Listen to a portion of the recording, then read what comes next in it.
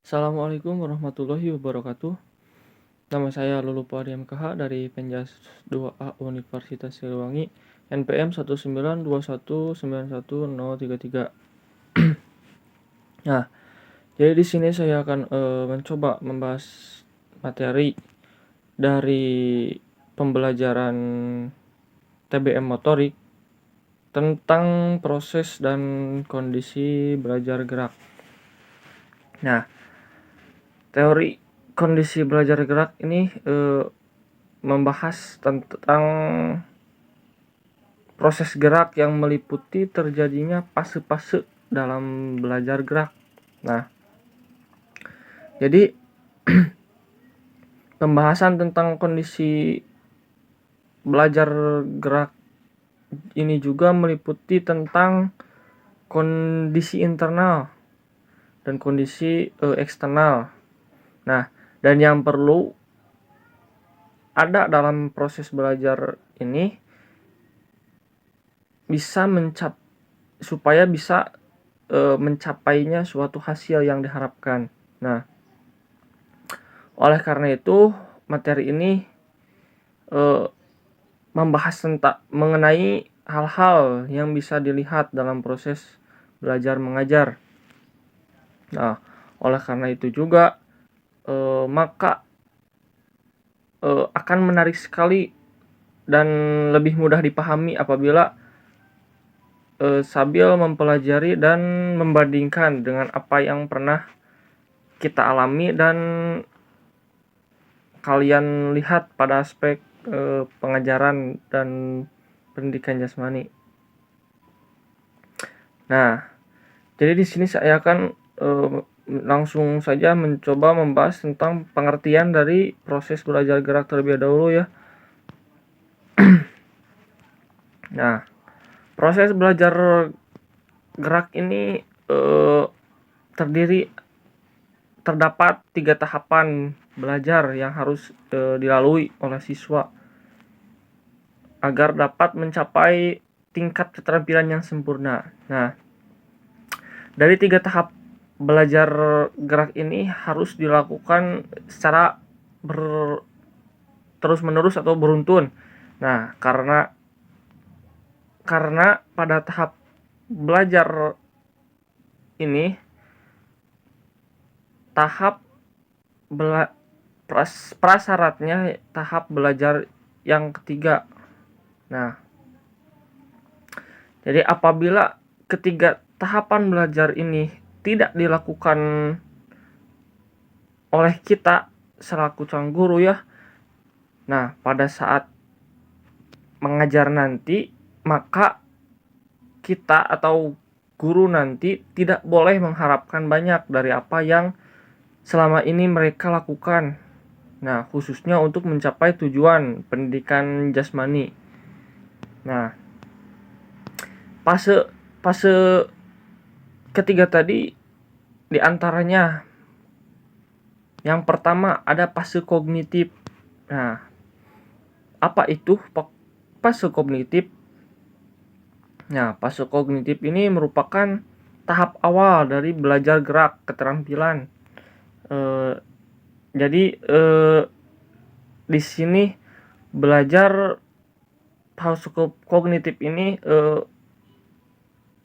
pelajar yang berusaha untuk memahami bentuk gerakan yang dipelajari. Nah, kemudian juga beliau mencoba untuk melakukannya secara berulang-ulang. Nah, pada fase ini aktivitas kognitif ataupun aktivitas berpikir masih menonjol ya, karena harus berusaha memahami bagaimana bentuk gerakan dan bagaimana yang harus dilakukan.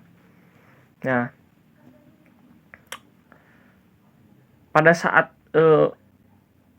saat siswa atau pelajar mencoba melakukan gerakan secara berulang-ulang, nah maka gerakannya ini masih sangat dipengaruhi oleh pikirannya.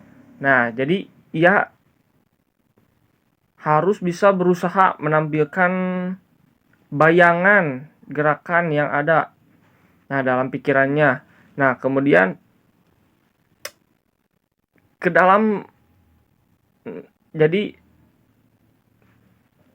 siswa tersebut nanti harus kebayang terlebih dahulu ya, lalu melakukannya dalam gerakan yang nyata. Ya, pada awalnya itu seringkali pelajar masih mengalami kesulitan. Nah, namun dengan cara berulang-ulang seperti tadi ya, pelajar ini akan mampu melakukan dengan bentuk gerakan yang makin menyerupai dengan gerakan yang dibayangkannya atau yang tadi dicontohkan. Nah, untuk yang kedua ada fase asosiatif. Nah, fase asosiatif ini merupakan fase yang kedua. Nah, yang dari keterampilan gerak ya. Nah, jadi yang fase ini yakni ke dalam hal rangkaian gerakannya. Nah, jadi ini fase ini biasanya dilakukan oleh para pelajar. Nah, biasanya pelajarnya sudah sampai pada tahap merangkai bagian-bagian gerakan secara keseluruhan. Nah, dengan cara melakukan rangkaian gerakan secara berulang-ulang ya. Nah, penguasaan atas gerakan ini akan makin meningkat. Nah, dari peningkatan penguasaan tersebut, nah maka keterampilan gerak ini akan nampak dalam hal misalnya seperti gerakannya semakin lancar, semakin sesuai dengan kemauan dan makin sesuai dengan bayangan gerakan yang ingin dilakukannya. Nah, maka kesalahan gerakannya pun akan semakin berkurang dan semakin konsisten dalam melaksanakan gerakan yang semakin halus lagi. Nah, selanjutnya ada fase otonom. Nah, ini fase terakhir yaitu dari ketiga fase tersebut. Nah, fase otonom ini merupakan fase terakhir. Nah, jadi fase ini juga si pelajar ini mencapai tingkat penguasaan gerakan yang tertinggi. Nah, biasanya pelajar ini bisa melakukan rangkaian keterampilannya secara otonom atau sudah bisa mempraktekannya dengan secara otomatisasi.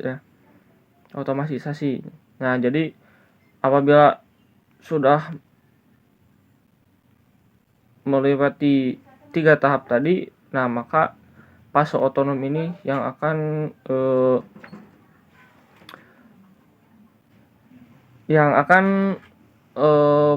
melancarkan keseluruhannya. Nah, dan ini juga disebut fase otomatisasi ya.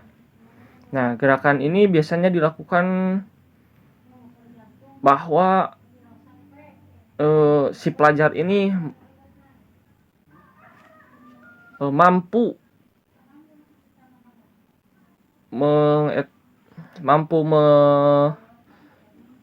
melakukan suatu gerakan dengan sangat halus, lancar, dan sangat indah untuk dipandangnya. Nah, jadi untuk mencapai fase ini juga diperlukan pemraktikan gerakan secara berulang-ulang ya, supaya tidak kaku lagi nantinya. Nah, dengan begitu maka apabila gerakannya telah mampu dilakukan secara otomatisasi, ya maka akan sulit untuk diubah polanya. Nah, oleh karena itu apabila seorang pelatih olahragawan ya sangat perlu berhati-hati dalam melatih bentuk gerakan tertentu ya. Nah, kira-kira kurang lebihnya seperti itu ya. Selanjutnya ada fase kondisi maaf, selanjutnya ada materi selanjutnya. Nah, untuk materi selanjutnya ada kondisi belajar gerak. Nah, kondisi belajar gerak ini adalah suatu keadaan yang diperlukan agar proses belajar gerak dapat berlangsung dan tercapainya suatu tujuan pembelajaran. Nah, kondisi belajar gerak ini meliputi kondisi internal dan eksternal juga.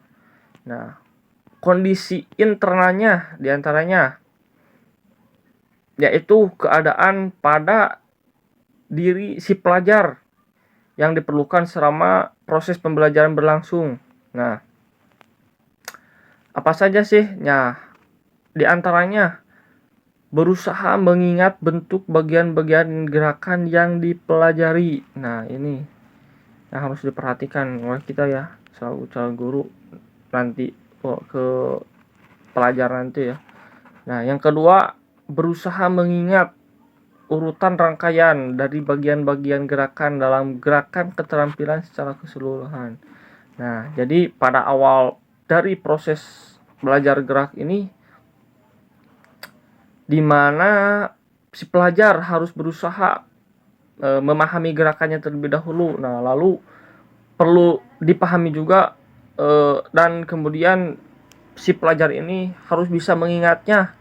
Nah, jadi bagian-bagian dari gerakan dan rangkaian pun tidak terlewatkan.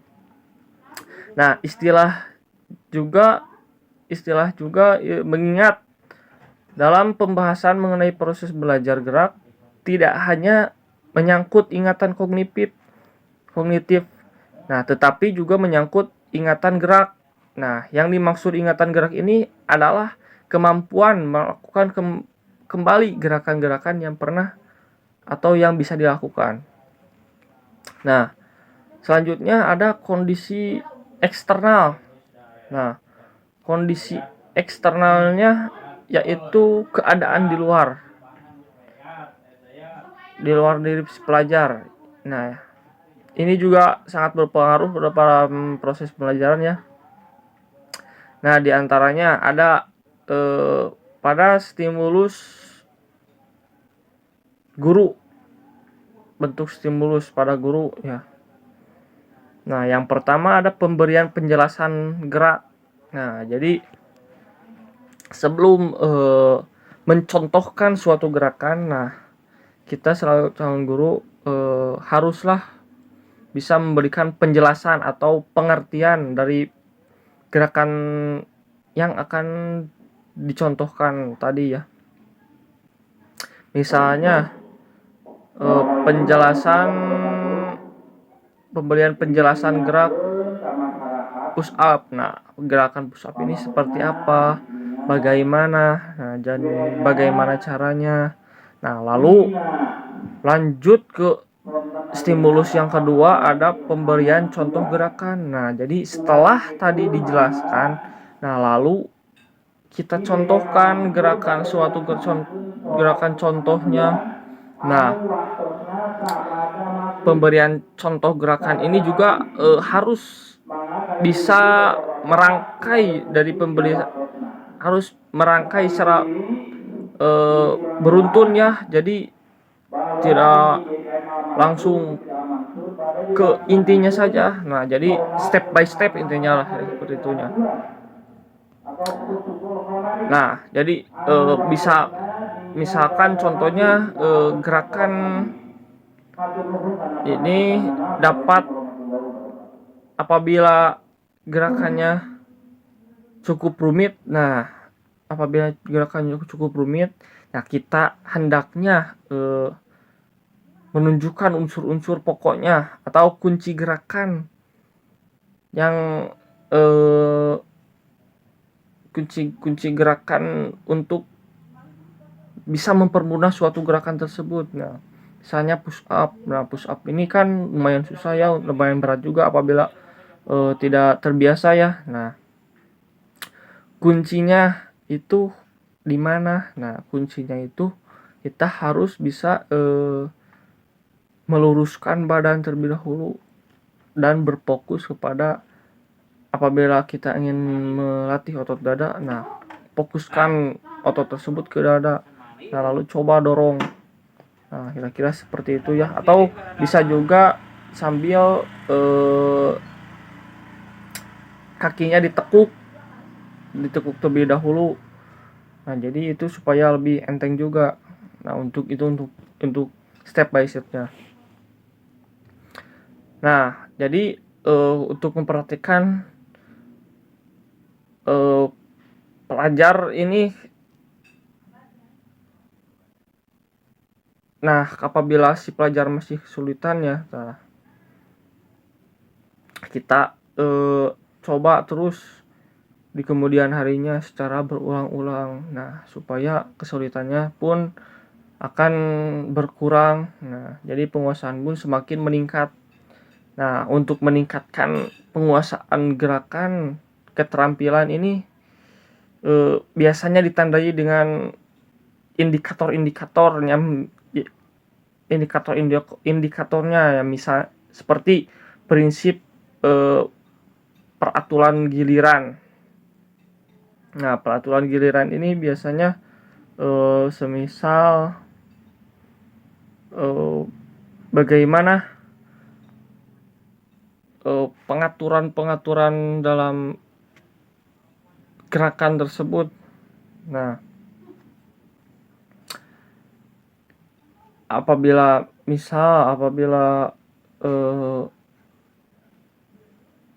pada senam ya, pada senam ini kan ada yang pertama itu biasanya kita pemanasan terlebih dahulu. Nah, kita harus tahu terlebih dahulu bahwa yang mana terlebih dahulu yang harus kita lakukan. Nah, kira-kira seperti itulah contohnya ya. Nah, yang kedua ada gerakan ini semakin terkontrol sesuai dengan kemampuannya. Nah, yang keempat ada kesalahan gerakan yang makin berkurang. Jadi kesalahannya pun apabila sudah terjadi otomatisasi ya, jadi gerakannya pun akan semakin halus dan terjadilah suatu otomatisasi yang indah untuk dipandang. Nah, yang keempat ada penampilan terbaik ya, yang dicapai suatu semakin konsisten ya, sesuai yang tadi ya.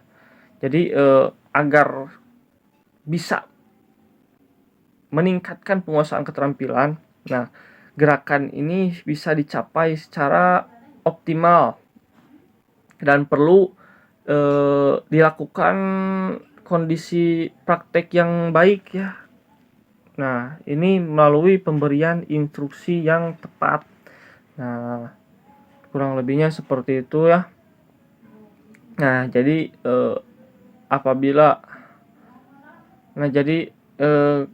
materi yang tadi itu bahwa peningkatan penguasaan keterampilan gerak ini akan tampak gerakan-gerakannya apabila kita melakukannya secara berulang-ulang dan terus mencoba agar terjadinya suatu otomatisasi lagi. Nah, jadi